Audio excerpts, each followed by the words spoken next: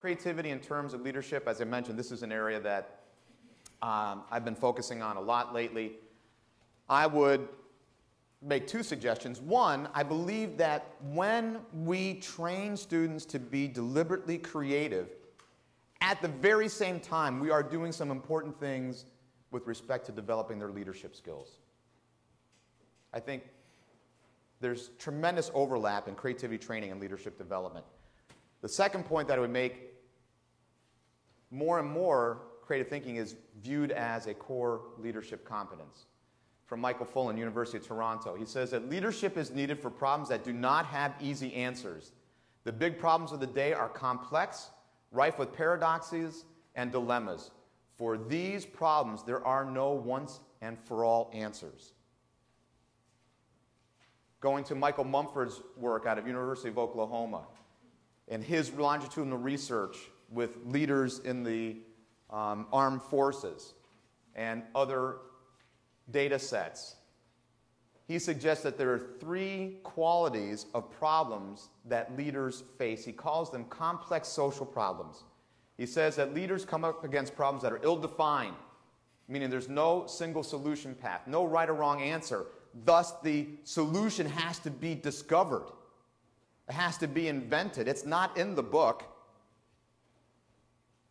Second characteristic, leaders face novel situations. Past experience and knowledge is not sufficient to resolve the present situation. You can't simply say, oh, you know what, I faced a problem just like this last week, or 5 months ago, or 5 years ago. It's a new situation. The data has changed. The conditions have changed. And once again, we have to invent the solution. And leaders face ambiguous situation where there are gaps in information or there's a plethora of information in which only some of it is relevant, which requires good diagnosis skills, good problem clarification skills. So Mumford concludes that creative problem solving and ability to be a creative problem solver is essential to be an effective leader today, because these are the kinds of situations that leaders face. So just to make this a bit more interactive, I'll just take a few more minutes and we'll wrap up. But to bring it to home here, if you would just turn to a neighbor, and if you're sitting on your own, go find a neighbor, and I'll give you a minute to discuss this question. What can be done deliberately to nurture creative thinking among students here? What can you do? If this is so important, what can you do here at RIT? Give you just a minute or two to turn to a neighbor, to bring this home for yourself, to allow you to engage into this topic. 2 minutes with a neighbor, go. My voice is going a little bit from all the yelling last night at the Sabres game. So I was just chatting with Ann, and Ann said, you can take a few more minutes. And I said, good, you know, it might be interesting to hear your thoughts to this question, which we can take a few minutes to hear some of your thinking in response to this very important question. So anyone willing to volunteer an idea, a solution, a suggestion that you discussed with your partner or partners? Yes, sir, go ahead. We discussed a number of possibilities, one of which was getting students from different colleges to work on projects together. So if you have an engineer working with another engineer, you sort of set the limits already of the discussion. If you have an engineer working with a scientist or something from liberal arts, you are more likely to get what you're looking for. I agree wholeheartedly, and from your accent, I'm assuming that you're from the UK? Yes, originally, yes. A little farther south from Manchester. Yeah, whereabouts? Okay.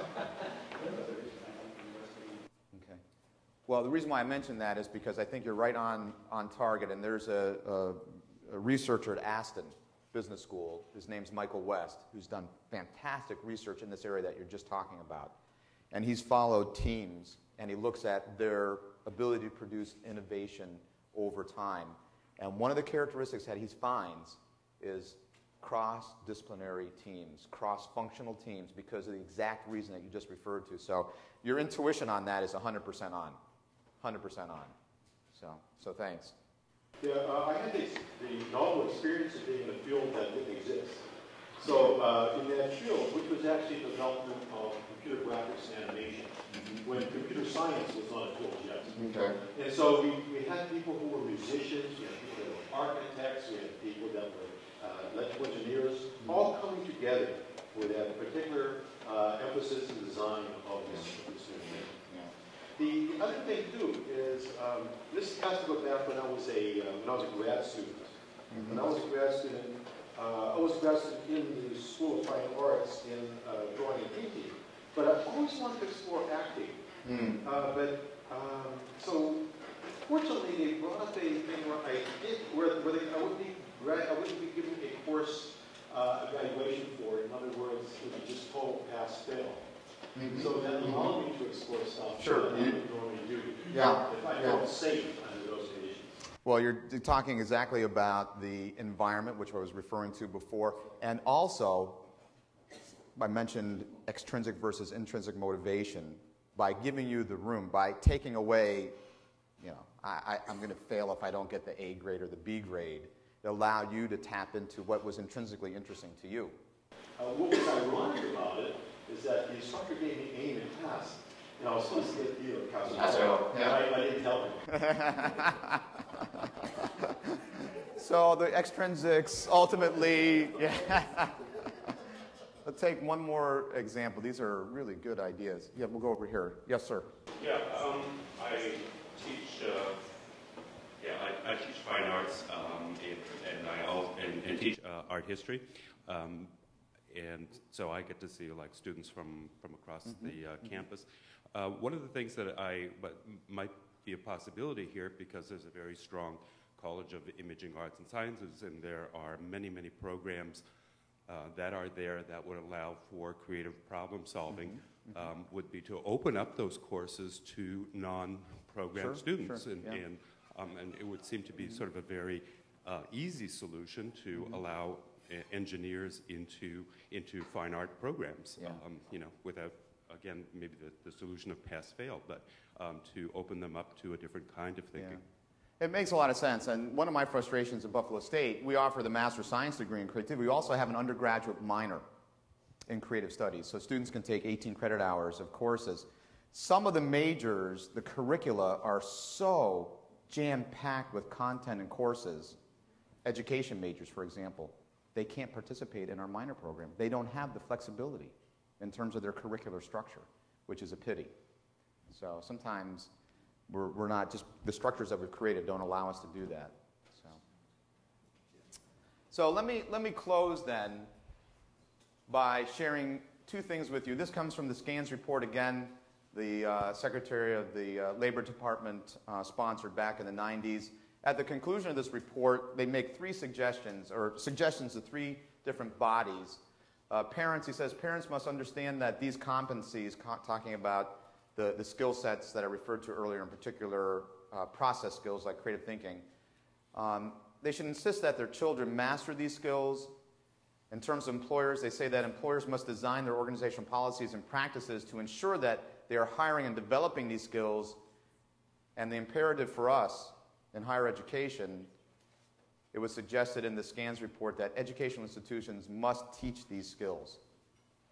I used to celebrate the fact, and Ann mentioned this, that we have the world's only Master of Science degree in creativity. I used to take a lot of pride in that. As I get older, though, I'm finding that I'm getting frustrated with that. My dream, my vision, what I would like to see happen is that more universities embrace this and build deliberate courses and curricula and educational experiences so that we can finally address the challenge that corporations are laying before us. Are we really developing students that have these skills so that as they join the workforce, they're already prepared to deal with complex problems? So with that, I'm going to end. I will share with you a few ways if you're interested in following up. Anne was kind to mention the book that we had come out recently by Sage called Creative Leadership. If you're interested in that book, I got permission from the publisher to bring along flyers for a 20% discount on that book if you're interested in that. We offer a distance program for professionals. It's a certificate in creativity and change leadership. It's a combination of summer residential experience with internet courses. Recently, we've been running it for 8 summers now. use a cohort model. We take in one group every year of 14 professionals. We tend to attract people from around the world. In the last 2 or 3 cohorts, we've been attracting more folks from higher education, which I'm thrilled with. So if you're interested in learning about our distance program, I have material on that. And May of 2008, we will be co-hosting an international conference on creativity and innovation management. There are 3 journals in the field of creativity, 3 refereed journals. The Journal of Creative Behavior, which we helped to sponsor out of our department. It's been around for 40 years as well. So the Journal of Creative Behavior, there's a journal called Creativity Research Journal, CRJ, which has been around for about 15 years, and Creativity and Innovation Management, which has been around for about 16 years. We're co-hosting an international conference. This is the call for papers. So if anyone is interested in delivering a presentation on this topic, I certainly welcome you to pick up one of these sheets. We have 5 keynote speakers. Michael Mumford from University of Oklahoma, you heard me refer to him, as well as some others. Todd Lubart from the University of Paris, who talks about cross-cultural approaches to creative thinking and the creative process. I welcome you to come along as a presenter or a participant in that conference. And finally, the website, which you may not be able to see, it's in your handouts as well if you want some further information. And you're not that far away. We're a short trip down the I-90. I would invite you to come and visit. So with that, thank you very much for listening to me, and whatever I can do to support you, please do let me know. So thank you for your time.